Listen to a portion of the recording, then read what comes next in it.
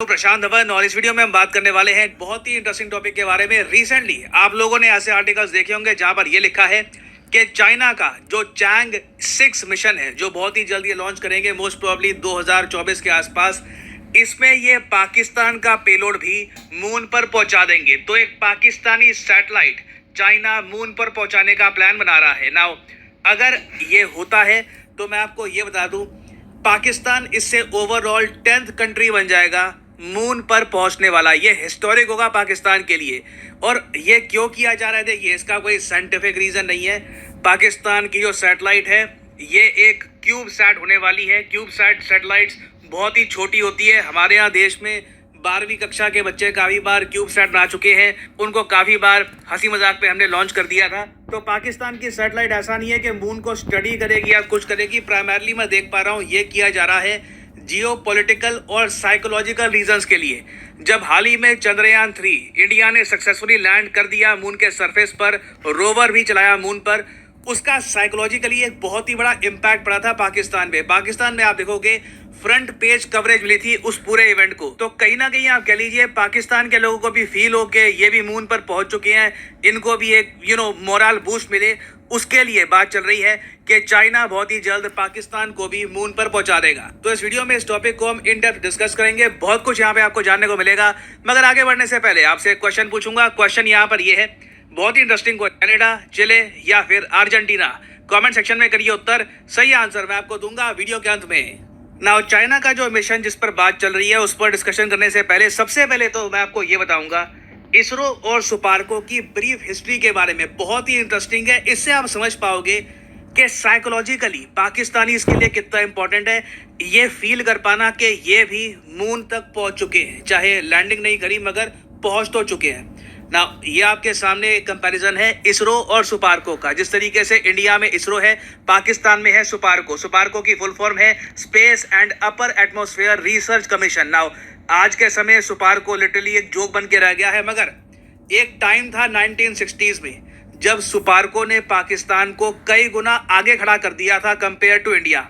देखिए सुपार्को बना दिया था पाकिस्तान ने 1961 में, इसरो बना था 1969 में। 8 साल आगे था पाकिस्तान कंपेयर टू इंडिया। और सिर्फ ऐसा नहीं है कि इन्होंने बस बना दिया सुपार्को इससे ही आगे निकल गए, नहीं। यूएस फंडिंग की वजह से पाकिस्तान ने 1962 में, जून 1962 में इतिहास रचा था जब इन्होंने रहबर 1 नाम का एक रॉकेट टेस्ट लॉन्च किया। ये रॉकेट लॉन्च ऐतिहासिक इसलिए था क्योंकि उस टाइम तक ना इंडिया ना चाइना, जी हाँ चाइना ने भी एक सक्सेसफुल रॉकेट लॉन्च नहीं किया था। पाकिस्तान एशिया में अगर हम देखें तो तीसरा कंट्री बन गया था आफ्टर जापान और इजराइल जिसने एक रॉकेट लॉन्च किया था। इस टाइम तक अगर हम देखें ना तो पाकिस्तान मीलों आगे निकल चुका था कंपेयर टू इंडिया। अगर ये लोग इसी ट्रैजेक्टरी से आगे बढ़ते ना तो ये कंट्री आज के समय कहीं और ही होता। और ऐसा नहीं है कि इनिशियली इनके पास लीडरशिप की कमी थी। जो सुपार्को के चेयरमैन थे इनिशियली, ये थे अब्दुल सलाम, एशिया के आप कह सकते हैं one of the greatest scientist. ये अकेले पाकिस्तानी हैं जिन्हें नोबेल प्राइज मिला था in physics in the year 1979। हालांकि सुपार्को के साथ एंड में गड़बड़ ये हो गई, पहली बात रिलीजियस फंडामेंटलिज्म। अब्दुल सलाम ये अहमदी थे तो कभी इनको पाकिस्तान में प्रॉपर रिस्पेक्ट नहीं दी गई, even though academically he was a genius.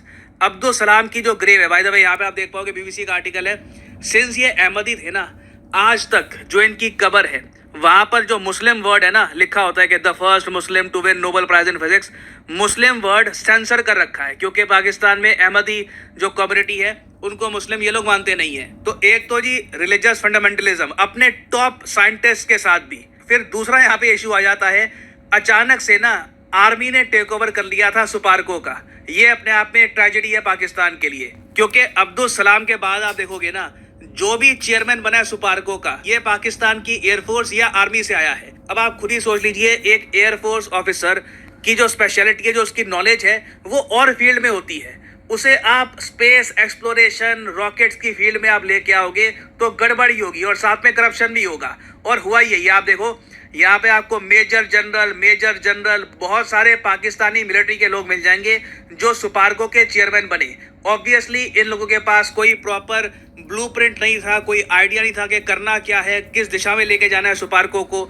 और इवेंचुअली इवन दो सुपार्को को स्टार्टिंग बहुत अच्छी मिली थी, ये जो इन्होंने गड़बड़ करी थी उसकी वजह से सुपार्को बहुत पीछे रह गया। हालांकि आप एक आर्ग्यूमेंट ये भी दे सकते हो कि इवेंचुअली इंडियन इकोनॉमी ने इतना ग्रो किया कि इसरो के पास ज़्यादा फंड्स आने ही थे, तो इसरो इवेंचुअली सुपार्को के आगे निकल ही जाता। बट मैं आपको ये बता दूं, अगर पाकिस्तान में रिलीजियस फंडामेंटलिज्म इतना ज़्यादा ना होता, इनकी मिलिट्री सुपार्को का टेक ओवर ना कर लेती, तो आज जो हाल है पाकिस्तान का in terms of space exploration, space technology, इतना बुरा हाल इनका ना होता। नाउ अब हम आते हैं चाइनीज मिशन पर। ये आपके सामने जो इमेज है ये है चांग ई की। ये बेसिकली चाइनीज मैथोलॉजी में, चाइनीज कल्चर में माना जाता है कि गॉडेस है मून की, तो इन्हीं के नाम पे रखा है चाइना ने अपने मून मिशन को, चांगी 1, 2, 3, 4, 5। और अब बहुत ही जल्द ये लोग लॉन्च करने वाले हैं चांग ई मिशन। और चांग ई 6 खास इसलिए होगा क्योंकि इसमें चाइना का प्लान ये है कि पहले ये एक लैंडर मून पे उतारेंगे, वो लैंडर मून पर ड्रिलिंग करेगा और फिर कुछ पत्थर के जो सैंपल है ये वापस धरती पर चाइना पे लेके आएगा। तो ये जो मिशन है चाइना के लिए बहुत ही ज़रा स्पेशल रहने वाला है। और कई कंट्रीज हैं उनके पेलोड, मतलब उनका छोटा सा कोई इक्विपमेंट, टेस्टिंग इक्विपमेंट, एक्सपेरिमेंट के लिए जो इक्विपमेंट है, ये चाइना अपने पूरे मिशन पे ऐड कर रहा है। जैसे कि यूरोपियन स्पेस एजेंसी का एक इक्विपमेंट है, उसके अलावा कई यूरोपियन कंट्रीज हैं उनके इक्विपमेंट ऐड कर रहा है। इसी के साथ साथ चाइना के साइंटिस्ट ने पाकिस्तान को ये भी कहा कि एक क्यूब सैट बना दोगे, छोटी सी सैटेलाइट, वो हम तुम्हारे लिए मून पर ले जाएंगे। हालांकि वो सैटेलाइट कुछ करेगी नहीं, मगर इस लिस्ट में तुम्हारा नाम आ जाएगा। ये लिस्ट यहाँ पे आप देख पाओगे, countries that have been to the moon. अब इधर आप नोटिस करोगे नंबर 1 पे यूएस आपको मिलेगा 42 टाइम्स। यूएस कुछ ना कुछ मून पर भेज चुका है। अगेन इस लिस्ट में हम ना सिर्फ लैंडर, हम ऑर्बिटर, सेमी सक्सेसफुल मिशन जो हुए हैं उनको भी हम काउंट कर रहे हैं। ठीक है, तो 1, 2, 3, 4, 5, 6, 7, 8, 9 कंट्रीज टोटल आप कह लीजिए, अगर आप यूरोपियन यूनियन को भी काउंट करते हैं, 9 स्पेस एजेंसीज मून पर पहुंच चुकी हैं। इसमें इजराइल का जो बैरिस्टिक मिशन है उसको हम काउंट नहीं कर रहे क्योंकि उसने बिल्कुल मून पर एक क्रैश लैंडिंग कर दी थी, तो that is not being counted. तो अगर चाइना का जो ये चांग ई मिशन है सक्सेसफुल हो जाता है और एक छोटी सी सैटेलाइट जो पाकिस्तान मेड सैटेलाइट होगी ये मून को ऑर्बिट करना स्टार्ट कर देती है या फिर मून के करीबी पहुंच जाती है, तो टेक्निकली आप कह लीजिए पाकिस्तान का नाम यहाँ पे आ जाएगा। अब यहाँ पे आप कहोगे मगर ये कितना अनफेयर है कि एक तरफ इंडिया जैसा कंट्री जो खुद अपना रॉकेट यूज करता है लॉन्च करने के लिए और ऑर्बिटर भेजता है मून पर, उसी लिस्ट में पाकिस्तान को शामिल कर देंगे। देखिए इसको लेकर कई आपको लिस्ट मिल जाएंगी।